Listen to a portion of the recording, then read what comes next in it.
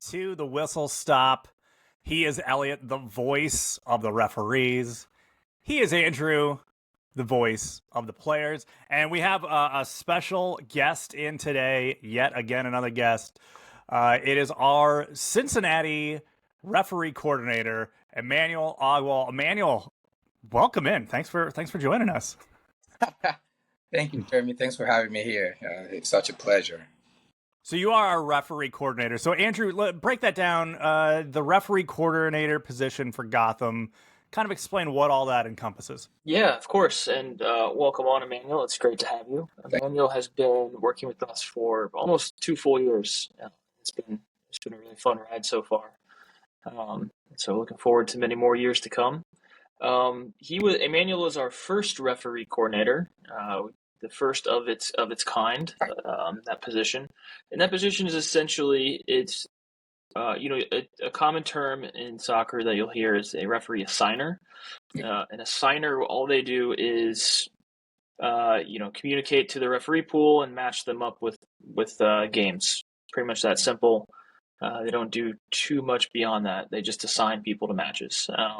We created the referee coordinator position because we wanted it to be a little more robust. We wanted them to have a hand in training, have a hand in recruiting, to increase the referee pool. It's a ever-evolving position, but our hope for this is that it's something that it's much more hands-on than just a referee assigner. I think that's something that Emmanuel's already taken to heart and done a great job of. So, Emmanuel, you are, and we'll probably get into this at some point, a bit of a jack of all trades, a lot of skill sets that you have, a lot of experiences that you have. When it comes to officiating, how do all of those aspects, those skill sets affect, and how do these different skill sets and experiences improve your ability to be a referee? Let me, real quick. So, Emmanuel, I'm just curious because kind of speaking of your unique skill set, just to kind of let the audience know, you are both a pilot and a diver, along with you are also formerly, at least, an engineer as well, right? Well, not officially, but I've done engineering work with Procter & Gamble here as the engineer.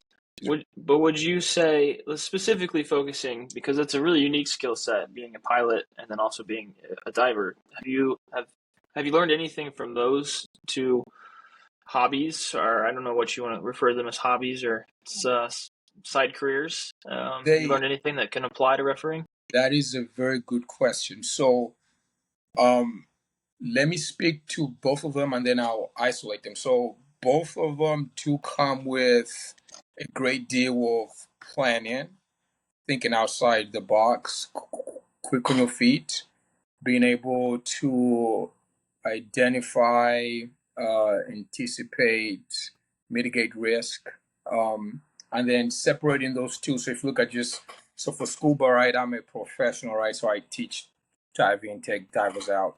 Sometimes these are people who've never been in open water. They've never been 10 feet, 12 feet, 100 feet, 130, etc.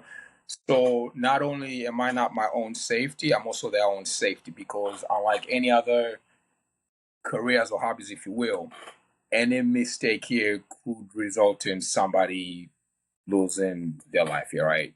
Most jobs, you make a mistake, you can just do. So it does come with a very high level of alertness. Now, in aviation, it's the same thing.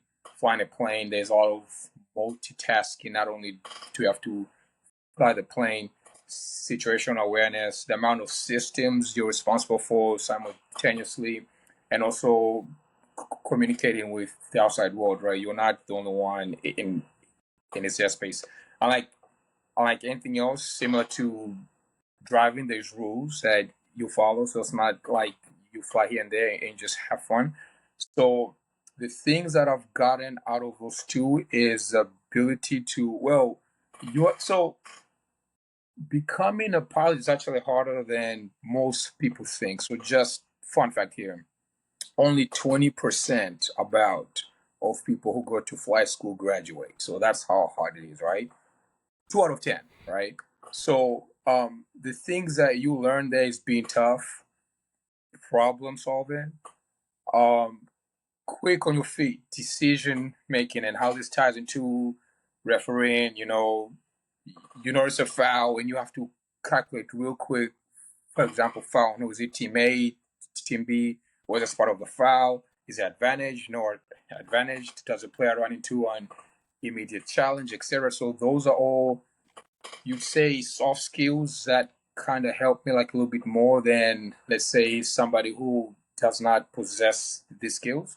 Now, I'm not saying that to say that you have to become a pilot to be a good referee. I think you can become a great referee by learning. So whether it means, going to seminars, videos, workshops, etc., you could learn those specific skills just in that actual field. So I think those two industries have kind of helped me to be tough skinned, because just like you guys, I think I've been in some very, very heated games, but temper's never high or low. I'm just kind of the same, right? So that's Yeah. a lot of great help. Yeah. So Makes sense. as the referee coordinator for Gotham, what are some of the biggest challenges you face? I think the biggest challenge is coverage sometimes. So coverage, I would say, kind of cycles, as highs as lows. So for right now, today we have a lot more than we need. So it's like saying, okay, let's be fair, everybody gets a day or two, the minimum. Now, there's been times when, people have moved away for school, somebody's injured, they can't do it, they have a personal situation, get married, having a baby, etc., to where they need some time off. And I would say it's gotten better the past 2 weeks. But about a month and a half prior to that, it was really, really, really thin. It was at the point where I had to cover multiple days because there's not enough referees that are willing to cover those games. Now, there's a second component to that is, hey, I have 5 available refs and I got, let's say, 5 spots here, different sides. The referees that I also have preference, right? I would argue that OTR here is probably the favorite site. So most players will be like, hey, I leave, 7 minutes from OTR. I don't want to drive to VOA or East, so I'm sorry. I can't do it. Coverage for OTR on average is a lot easier than, VOA or East. And then I know there's some talk about Toka, so that hasn't yet developed. But yes, so finding the right coverage at the right time. And then the last statement I want to make to that is, not only do you have referees that have preference, it's, let's say, out of the 5, guy B says I can do it, right? And going back to what Andrew said, it's like matching the skill level with that, because there's some refs who are, beginners, they've started, and there's some a little bit more seasoned. So I'm a little bit strategic on games you want to assign them. Somebody who's just started out, it's their first season. This is game number 4. They're just getting their feet wet. They probably wouldn't do very well in a D1 final, right? So sometimes it's, you get the best of both, but it's like, hey, this is all I have, and I can't do this game because I'm already over here. So I'll assign, X ref here, and just, I think being proactive to just kind of give heads up sooner is something that also helps. Like, hey, you're reffing team A versus B. This team B player has this history of XYZ, so look out for this player on team A. Is hot, so that might get, out of hand soon. This player doesn't like this player because X, Y, and Z. So giving out those pointers early so that refs can be on the lookout also helps a little bit.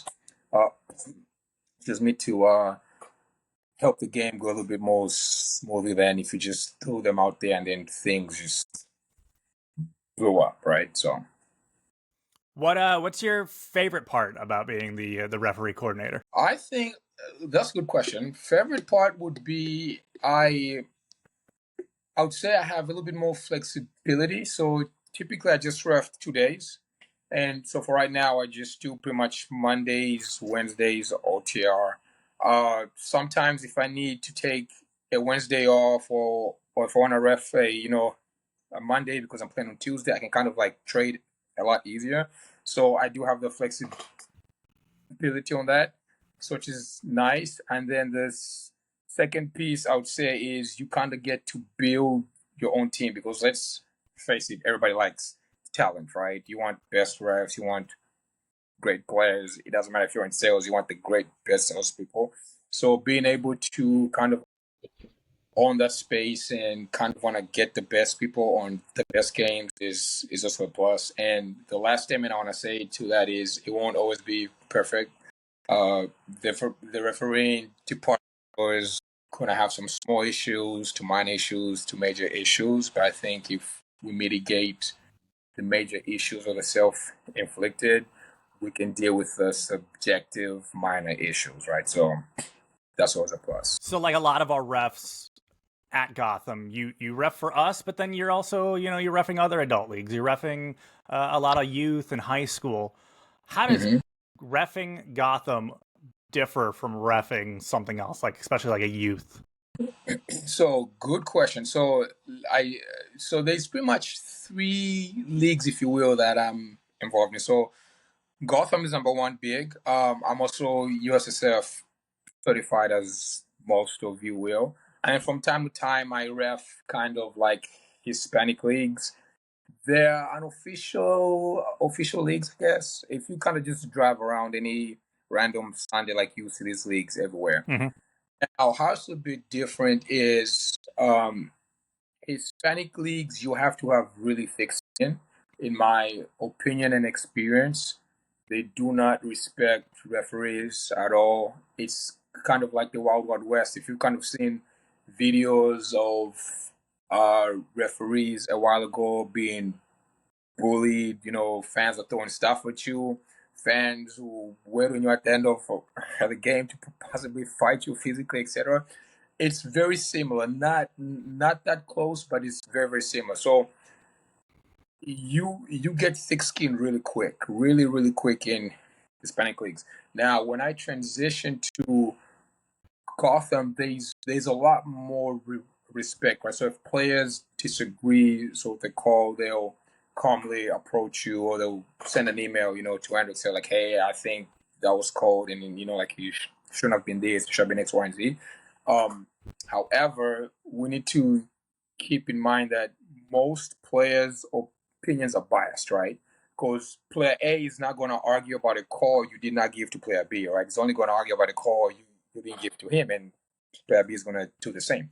But that's not to say that their argument is not valid. It may be in some instances, right? There's times when we referees make mistakes and say, you know what, Jake, you're right. I should have, called it, or I blew advantage, and I should have blown advantage because you ran into an immediate challenge, etc. So there's a lot more structure. There's a lot more respect. You are given the chance to improve.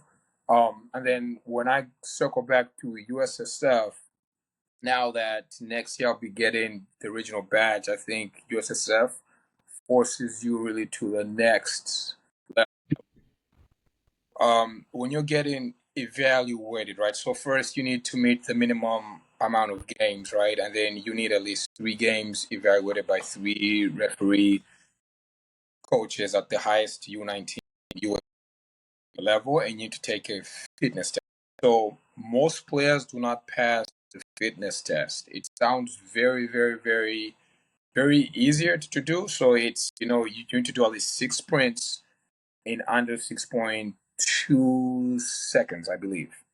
Most players barely hit the numbers, barely. And I always tell people like, hey, 6.2 is the minimum, right? So you should be better than that, right? And then comes physical part about, the sprint and jog intervals, and most people do not pass that. So USSF forces you to be really in shape really, really, really quick. Now, back to a statement I made earlier, when we run sevens, you don't run as much. You have an arc that you run kind of like 20 yards north-south, and you kind of cheating 20 yards to see the play, see the line.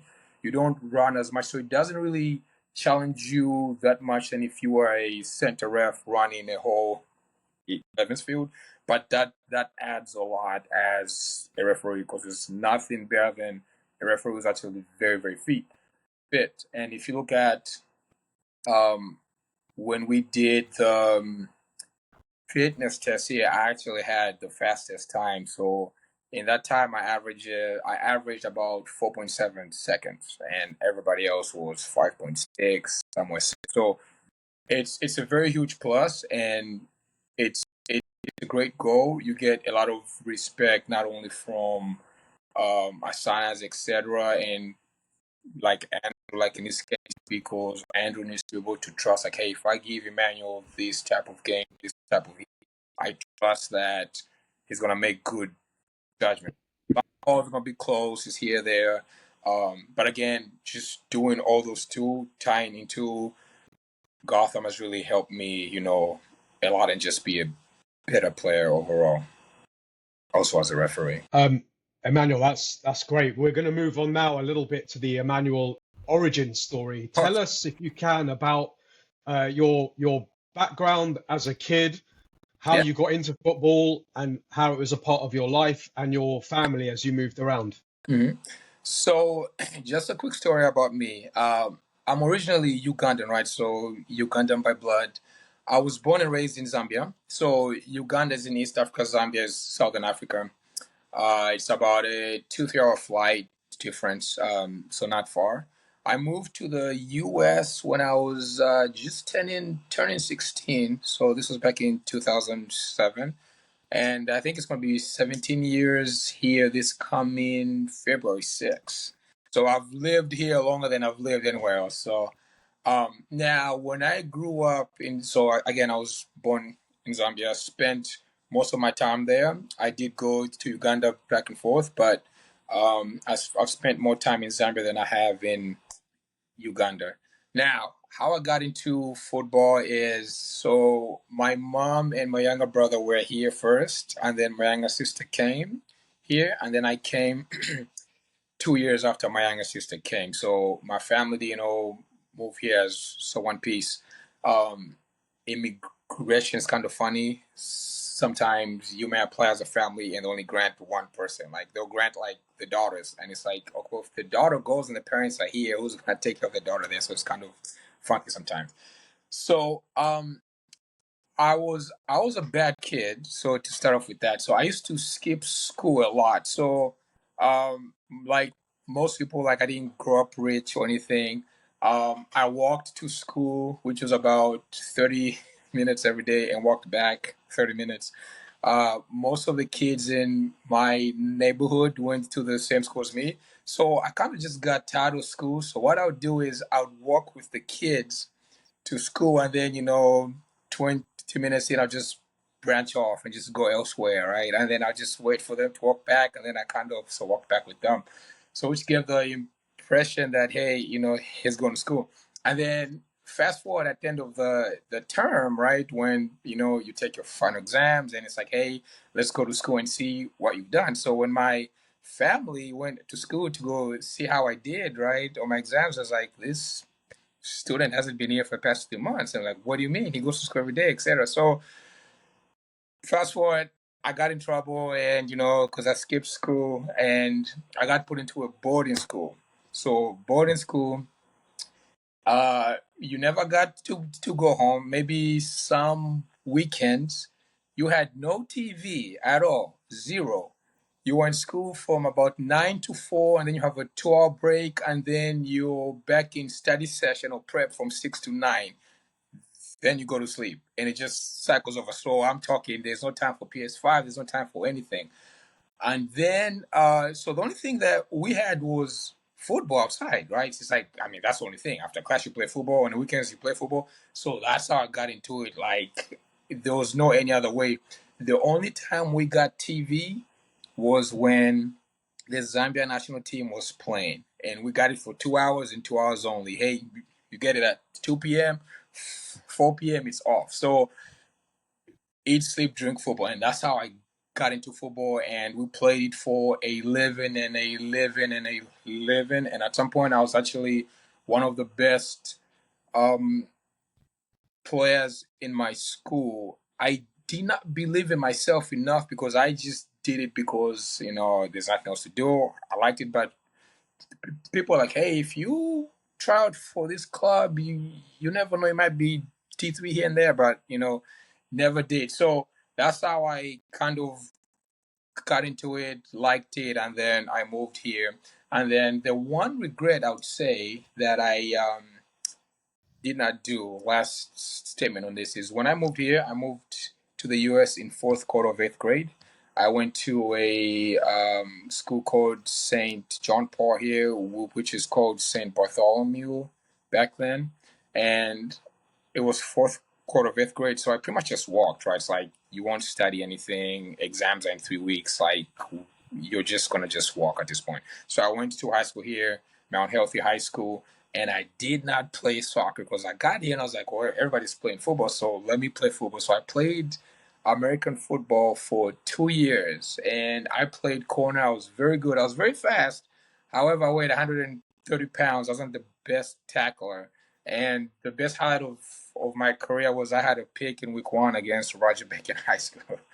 And yeah, that's how I got into football. I can completely see how football would have been a lifesaver then as a kid. Half-hour walk to school, you know, take a left and head for the football field instead of school. And then at boarding school, no TV, football's your only outlet. Fascinating. I see how you came to lean on football, but there's nothing there that makes me predict, okay, next step is refereeing. So how did you become a referee? How did you take that love of football and think, now I'm going to ref? So I never thought in a million years I would ever be a referee. I got good in football back then. I was younger. I think I was like the fastest guy in the school. I've always been fast. I'm kind of, now that I think back, I'm like, maybe I should have ran track and just seen, I don't know. So when I came here and started playing, we had an African league. So an African league that we had here is an area of Forest Park. It's a suburb of Cincinnati. This was back 2016, pre-COVID, 2016, 17. So we had a team that we traveled a lot, right? We just put kind of something together, like, hey, let's go play this tournament in North Carolina. We used to go probably 3 times a year or so. And then if we're not playing tournaments, we had the African League here. There's enough African people here pull from countries. So we're like, hey, you guys are from Ghana, make your own team. You guys are from Nigeria, make your own team. You're from Congo, etc., South Africa. So we had about 6 or 7 teams, and we played on the weekend. So we played that a lot. We used to play at Winton Woods High School. That was the main spot. And then there was a time when there was, I think, a final, and my team got eliminated because there wasn't any Uganda team or Zambia team. So I played on a Zimbabwe team called That Enough Pool, and Zambia and Zimbabwe are just next to each other. So I identified as Zimbabwean. So it was like, hey, would you like to referee this match? I'm like, okay, cool. So I did, and no gear, had a whistle, no cards, just talk to players, no socks, baggy shirt, looks like a nightgown, you're just out there. You don't know anything. And then, Was this 11-a-side? What's that? Was this 11-a-side, full field? It was a full field, yes. So we did a man system. So talking about showing up as appearance, I was not up to par, but understandable. And I wasn't trained for this. It just got thrown on me. And I made my first $10. All right, we'll pay you $10. So when I got the $10, like, oh, okay, that's pretty cool. And I think I honestly did a bad job. So there's a slight gap, as probably not slight, like a little bit bigger as a player than as a referee. You see the game differently. You see the game better if you're both, right? So as a player coming on to the referee side, on both sides of the fence, but I think if I was to assess myself, I think I did a horrible job, but it was acceptable. I wasn't trained, I wasn't briefed. And then I guess in their eyes, I did an amazing job. And I kind of got called for more tournaments, and I kind of started doing it like a little bit more. There were times when I did not have games, like, hey, would you want to ref this game? How much? $12. All right, I'm in. Whatever. So it went on, and it's so one of those things to where if you do a good enough job, people will recommend you. You don't need to market yourself and tell people how amazing you are, whatever. If you do great work, whether you're a referee, you're an engineer, you're a nurse, whatever field, people will find you. So I kind of got recommended from time to time, and then as I got into Gotham, AB, who is also a player, kind of recommended me, like, hey, you should come and ref in this league in Gotham, etc. This was back when the field was still where the FCC stadium is, before all that happened. And that's how I kind of got into Gotham. And then some people called me to Hispanic leagues. And then it was like, hey, you might as well just do USSF at this point, because get the badge, be official, do things a professional way, learn about it, And from there, just went down here, and here I am now. So you became an official only after having moved to the States. Have you reffed outside of the US as well? And if so, how would you compare reffing in the US versus reffing outside of the US? And if you haven't, maybe you can speculate as to what are the refereeing pathways like in the States versus back home in Africa? That's a good question. So I have not officiated outside the US officially. I have not. Um, Based on things as now, I've watched games, I've been to events. It's quite similar to, I don't want to say the Wild West, but depending on league, if it's a professional league, there's, similar to USSF, Gotham, there's respect, there's all those things. If you're ref in a D3 league that is just anywhere, it's kind of like the Wild West.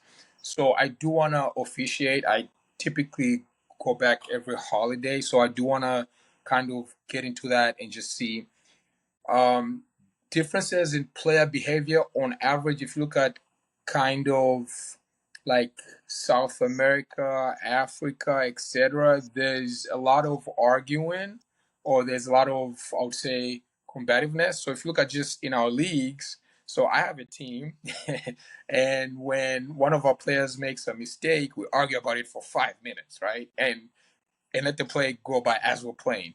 Most people argue about it for a second. Hey guys, okay, it's over, move on.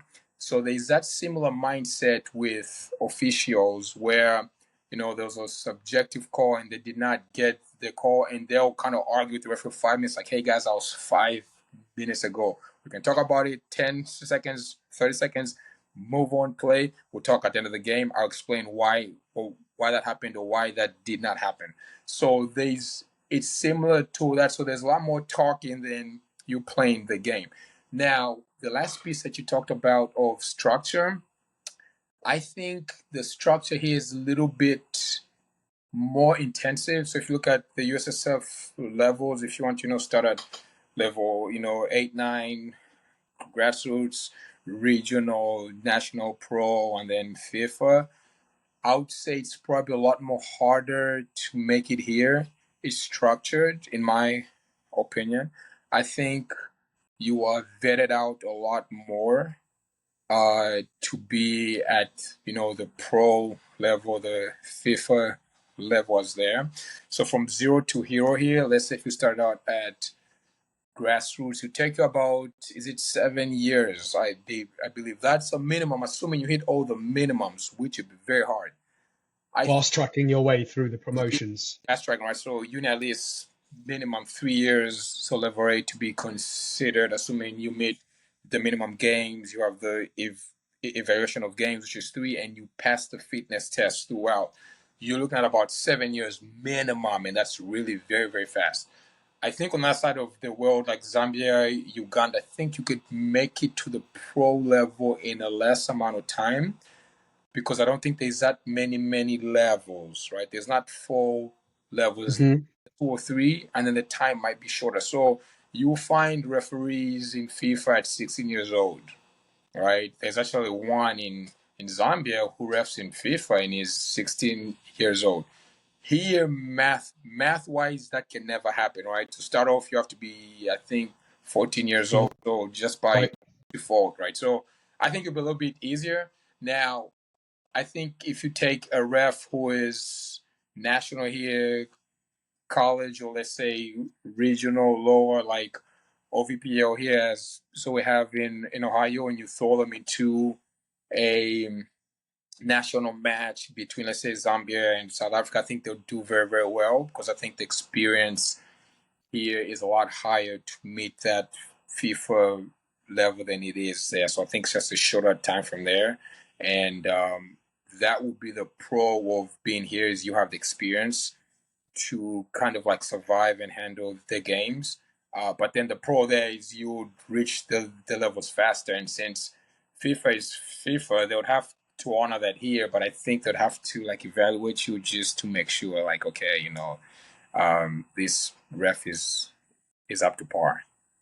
Do you think there's a trade-off then with referees being able to scale through the promotions quickly in the African countries? Do you think the trade-off there is they get to FIFA level, but their actual objective standard as officials is not comparable to somewhere like US, where you said it's harder to rise through the ranks? I think there's some truth to that, right? Because you can think about that as accelerated to where like Yeah. you're almost in a way fast tracking them to the national stage, and once referee X gets there from this country and you throw him into a Champions League match, they may not be able to handle the heat because Mhm. you have not experienced enough or at all the type of intensity these matches tend to have, and now you're struggling. Believe it Yeah. or not, most people think.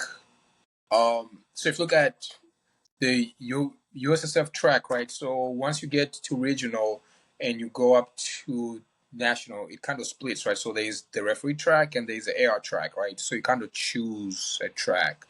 Um, the AR track is actually a lot harder to make than the referee track. Most people think the center ref is hard because the amount of physicality it takes to hold that line. Because remember, reference high intensity players, that line moves every 2-3 seconds. So if you get caught looking at the play, you already are behind. So it's such a Mm. lot harder to make it as an AR than it is as a referee, and most people do not know that yet. Now the other components that are a little bit harder as a referee, right? So your foul recognition, decision making is a lot harder as a referee, right? Because you're making most or not, if not all the decisions than an AAR who has probably fewer decisions. But then again, if you take, FIFA referee from country X in this region, they may not be able to handle that. And then it begs the question like, hey, if you say, referees uniformly are up to par, why is there so much gap here? And again, maybe I'm not sure, but it's you rarely see FIFA referees in most regions ref in the US. So maybe there may be that fence like saying, okay, yeah, you might be FIFA here, but if you're not ref, MLS games or FIFA games here, you kind of have to have on this additional training, etc., just to make sure. So I think there might be a gap there. Back to your point. Yeah, I see that. So now shifting away, I want to pick your brains. Supposing you had the power to do so, what would be the one rule change that you would advocate for in football? So I kind of have two. So the first one I would say is the handball rule. The handball rule has changed quite a bit. It just changed again last year. So it's becoming a lot more subjective. If we look at examples of obviously like the things that, like clips you guys post on So Whistle Stop, what's deemed a handball and so what's not, is it intentional, is it not?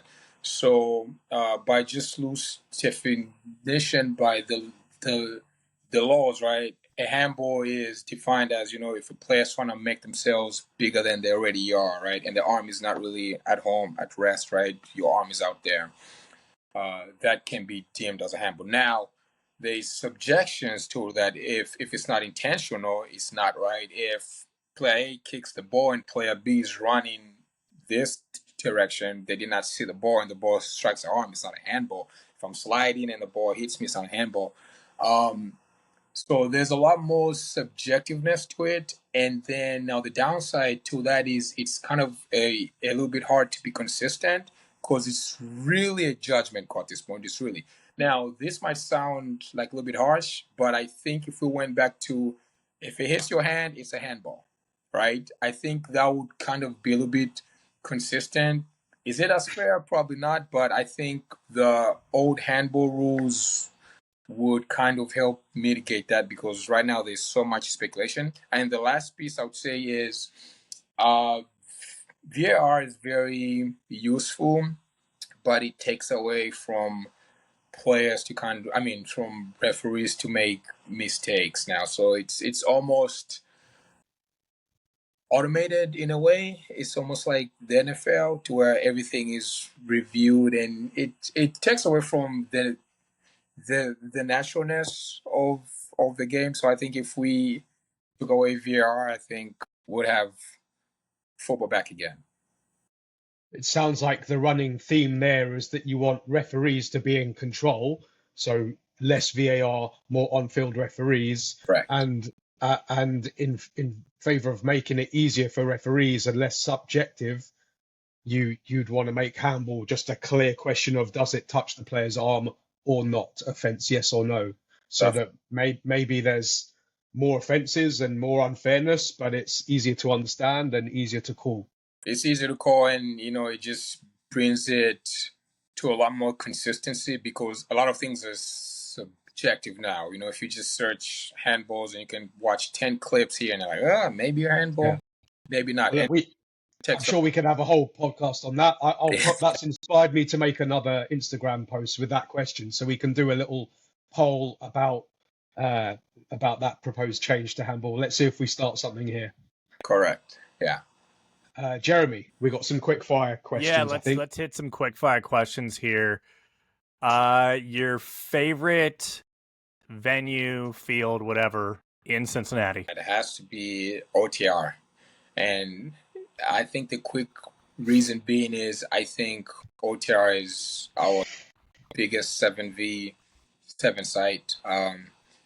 Gotham has gained a lot of awareness, which I'm very proud of, and just kind of hearing some side talk, a lot of people that used to play in like Soccer City, Wall to Wall, Town and Country are all here, and that is a combination of prices. The venues, those specific venues have competition. The venues have Gotham has gained so much awareness now that our men's competitive sells out so quick. So I have a team and we did not make the fall cut because we did not register in time. So I can just imagine in the near future, there'll probably be some talk of, hey, do we then expand, the time blocks? Do we expand out other days? Because I can just see it's going to get bigger and bigger and bigger. My favorite part about reffing and OTR is because I think I get the best competition in Gotham. As I mentioned earlier, you get the ex-college players, ex-pro players, players who played overseas. So they're bringing that intensiveness, and it's getting very competitive. There's a lot of rivalries, which you should expect. Two things, competitiveness will grow over time. And also as the season, progresses towards the end of the year, you get the rivalries. If you look at the first kickoff in spring, everybody's just happy to be outside. It's not snowing just to be on the field. And then this time it's like, no, I want to win, so I don't care what it takes. So I would say OTR by far because you definitely get the best competition in Gotham when it comes to Cincinnati. Favorite bar to watch soccer? I haven't been to many bars, but I would say Arlene's in Clifton. Okay. And then there was a bar that I went to downtown called Igby's. I think that's I went there with some workmates. So I was with AB and some other people from PNG. And I went there to watch the FCC versus Messi game versus Miami. That was so I think that was it last year? Yeah. No, that was the year before. Was it? So It was last year. Yeah. when we lost in overtime, yeah. So that was heartbreaking. But yeah, so I think those would be the two favorite bars. Worst weather you've ever reffed in? Snowing to light snow, sleet, rain. It's miserable. It's not. It's not fun. As long as it's not thunder, storming, snowing, games are on. The worst part is when it's cold and it's raining or it snowed, so then your feet just kind of get wet and they're freezing. So what I do is I have about 4 pairs of referee shoes. So I'd like change them out and change out the socks because I learned the hard way. I went out for a tournament one time this was in Kentucky, I think, Louisville area, just outside. It was very cold. I was towards the end of the year, and that was the most miserable time. I had only one pair of socks, one pair of shoes, and when I say your toes are freezing, so in between games, I would run into my car just to warm up my legs, and like my toes, it was just miserable. So cold, sleet, those will be at the worst. If it's raining a little bit, don't mind, if it's warm. And also kind of the worst is I guess when it's 120 degrees and it's dry heat, so that's not fun as well. But most challenging match you've ever officiated? I would say probably Barca D washed up. I think those are arguably probably one of the top 2-3 teams that we have in men's competitive. So I always look forward to those matches. Reason being is you enjoy the game as well as a referee. The players will keep you on their toes because oftentimes, so being a great ref is not only being able to make good decisions, but I would think an area that is not talked about enough is knowing the laws of the game, and the laws update, they change. Some laws are obsolete, some laws, go on, etc. Is you might be good, but if you don't know the laws of the game, I think you're in a pretty bad spot because, so example, for those two teams, these are players who played a very long time. They know the laws, they know the league. So you'll be in a bad position if you are compromise on the laws of the game because then they will challenge like, hey, is that a handball? Is that not a handball? If there's a free kick, is a player allowed to play fast? No, fast. What is the minimal amount of distance on a throw in? What's the minimum amount of distance on a free kick? If team A has 5 players on the wall, is a player for team B allowed to stand on the wall? Yes, no. If yes, good. If no, how much spacing, where, before the wall, behind the wall? So none of those very small technical laws where I think, in my opinion, most refs might not, because let's face it, most refs know, offside, throw in, goal kick,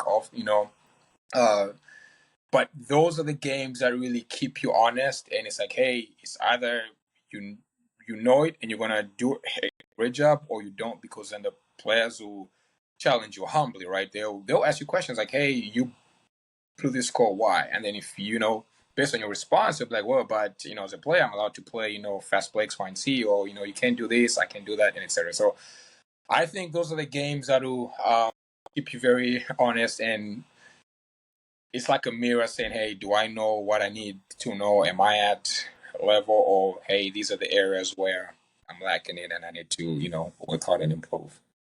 And that really brings us back full circle to the thing you said at the start of this episode, which is a good referee is always learning. And you've given just a whole load of really good examples there. And I think maybe that's the one big takeaway from this episode is a good referee is always learning. Yes, a good referee. Yeah. Emmanuel, we thank you for coming on. That'll do it for another episode of the Whistle Stop. Yeah, I'm looking forward to many more podcasts. Thanks, Emmanuel. Appreciate it, man. Good stuff, man. See you soon. All right.